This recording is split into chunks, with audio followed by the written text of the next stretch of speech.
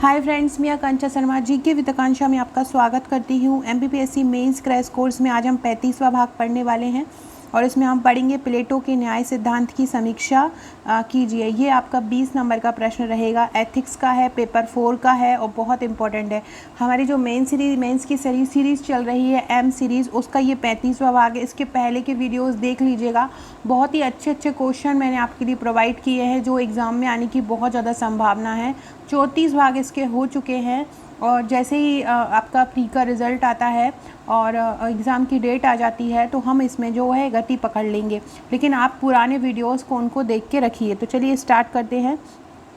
जिससे मैं ये पढ़ा रही हूँ ये मेरे एथिक्स के नोट्स हैं। मेरा जो मेंस का पूरा पैकेज है जो आप लेंगे उसमें आपको 39 बुकलेट मिलेंगी, जिसमें से 12 फाइल आपकी 3 मार्कर की रहेंगी और 27 फाइल आपकी 5 नंबर और 11 नंबर की रहेंगी। इसमें ही आपका निबंध और हिंदी रहेगा।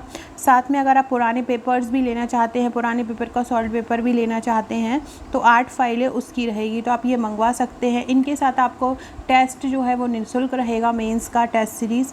इसके अलावा आपको अगर आप 25 व्हाट्सएप के ग्रुप मिलेंगे। 25 व्हाट्सएप के ग्रुप में मैं बहुत अच्छे अच्छे आंसर्स की आपको तैयारी कराती हूँ। घुमा घुमा के किस प्रकार एग्ज़ाम में प्रश्न आते हैं वो इन ग्रुप में मैं आपकी तैयारी करवाती हूँ। ये ग्रुप केवल उन्हीं को मिलते हैं जो नोट्स परचेस करते हैं, तो आप ये ले सकते हैं। और इसके अलावा अगर आप प्री का नोट्स लेना चाहते हैं तो प्री की 12 बुकलेट है, जिसमें से 10 यूनिट वाइज हैं। एक एक यूनिट को बहुत अच्छे से कवर किया है। कुछ फाइल टोटल हैंड रिटन है, जिसमें से आपको एक फ़ाइल प्रैक्टिस क्वेश्चन के लिए मिलेगी और एक करंट के लिए मिलेगी। तो 12 फाइल इस प्रकार से आपको मिलेंगी। इसके साथ भी आपको एक पेड ग्रुप मिलेगा। साथ में अगर आप हमारे व्हाट्सएप ग्रुप निःशुल्क वाले व्हाट्सएप ग्रुप से जुड़ना चाहते हैं तो डिस्क्रिप्शन बॉक्स में टेलीग्राम और व्हाट्सएप ग्रुप की लिंक दी गई है। प्लेटो के न्याय सिद्धांत की समीक्षा कीजिए। तो जो प्लेटो का सबसे प्रसिद्ध जो ग्रंथ था वो था रिपब्लिक ग्रंथ। तो रिपब्लिक नामक ग्रंथ राजनीति के इतिहास में अर्थशास्त्र पर लिखा गया सर्वश्रेष्ठ ग्रंथ है।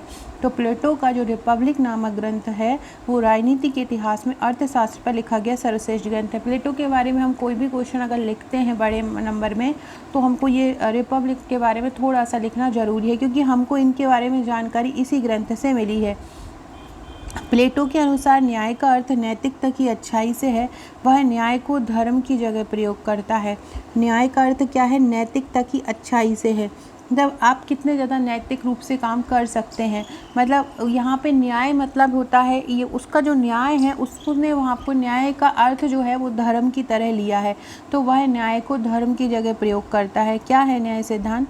प्लेटो ने महसूस किया है कि उपरोक्त सिद्धांत राज्य की अराजकता और अव्यवस्था को दूर करने में असमर्थ है। जो पहले से ही सिद्धांत दिए गए हैं वो कोई भी राज्य की अराजकता को और अव्यवस्था को दूर नहीं कर सकता है।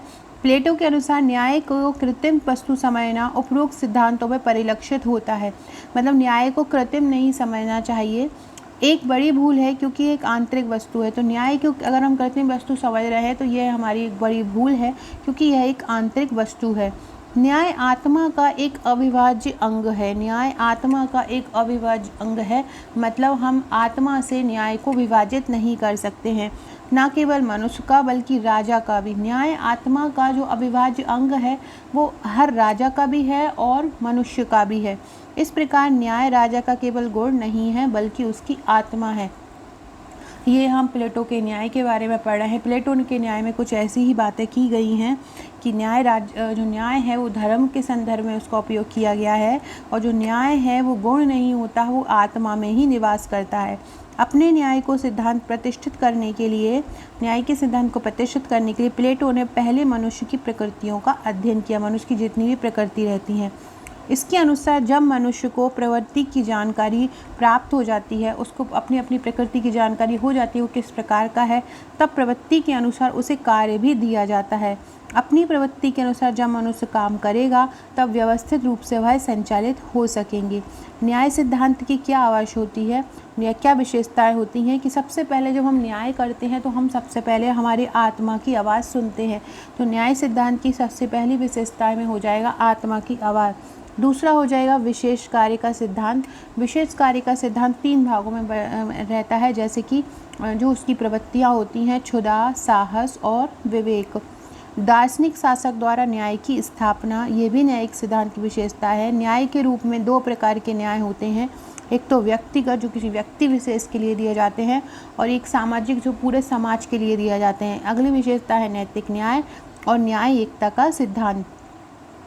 अब है न्याय से, अब हम क्योंकि इसमें समीक्षा कर रहे हैं, समीक्षा में हमेशा हमें आलोचना करनी रहती, तो आलोचना में क्या हो जाएगा कि इसमें जो है जो प्लेटो का न्याय सिद्धांत है उसमें श्रम विभाजन निराधार किया गया है, इसका कोई आधार नहीं है। बहुत ज़्यादा एकता का इसमें समावेश किया है इसके जो प्लेटो का न्याय सिद्धांत है। निरंकुशता का कभी कभी प्रतीक होता है कि राजा निरंकुश हो सकता है। सर्वांगीण विकास के प्रति उदासीनता, इसका जो सिद्धांत है प्लेटो का उसमें सभी चारों तरफ के विकास के प्रति उदासीनता दिखाई है। कानूनी मान्यता का भी अभाव है।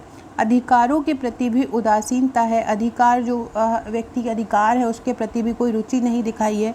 सामान्य जनता जो है उनकी उपेक्षा बताई है। एक राज्य में 3 राज्य का समावेश किया गया है, तो इस प्रकार से इनकी आलोचना होती है। निष्कर्ष में हम लिखेंगे, सारांश रूप से कहा जा सकता है कि प्लेटो ने राज्य का सिद्धांत प्रस्तुत करके राजनीतिक चिंतन में नैतिकता को प्रमुखता प्रदान की है। तो इस प्रकार से हम अपना ये आंसर को लिख सकते हैं। तो फ्रेंड्स, आज हमने ये आंसर पढ़ा। ऐसे ही और आंसर के लिए चैनल को सब्सक्राइब कीजिएगा, लाइक कीजिएगा, शेयर कीजिएगा।